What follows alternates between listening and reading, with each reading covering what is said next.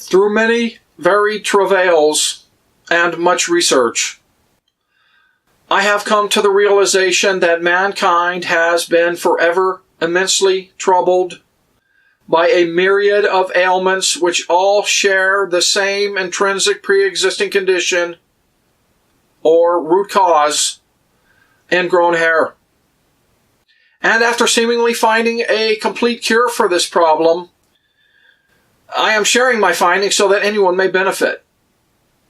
These afflictions have all been given various labels or names, which causes massive confusion for all. It is unbelievable to me to understand this to be the case, but it is true.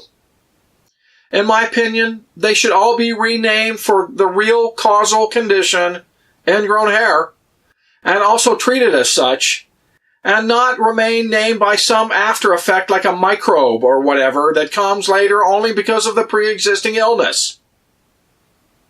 This information should revolutionize our current understanding of how to treat and ultimately cure many of these misnamed diseases. The cure that I have found is infused sulfur, specifically the manual infusion of elemental sulfur contained in a soap base directly into the ingrown hair. This is the only therapy that I have found so far to be effective in not only treating all of the symptoms, but also being able to eventually rid the body of this plight. I have been using a 10% sulfur soap as a sulfur rub and infusion, and after many years of testing, believe this is a pretty safe substance with which to treat this disorder. Granted, certain behaviors are followed by the recipient of the treatment, and that it's good sulfur soap. I believe that this should become common knowledge irregardless of one's current medical status. I think that much of the time, if not most of the time, hyperopia also fits into this category. Please see my other videos for advice and tips on how to go about treating this and a whole slew of other complications that share this same root cause. I always welcome all advice or criticism of any of my videos, so don't hesitate to give your opinion.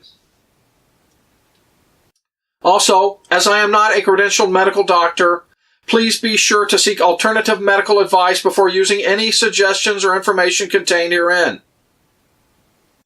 I pretend that this has been the most misdiagnosed, misunderstood, and malevolent disease in all of history that does not need to be so anymore with this knowledge and simple, yet somewhat difficult approach.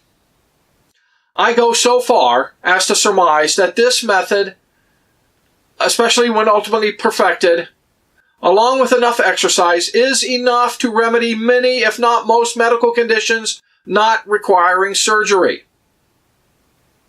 As an aside, I would like to eventually find a substance to infuse that works as well as a sulfur in all aspects of the treatment, but is easier to use. I'm not sure if that will be found or not. Stay tuned for more upcoming information. Thanks for watching.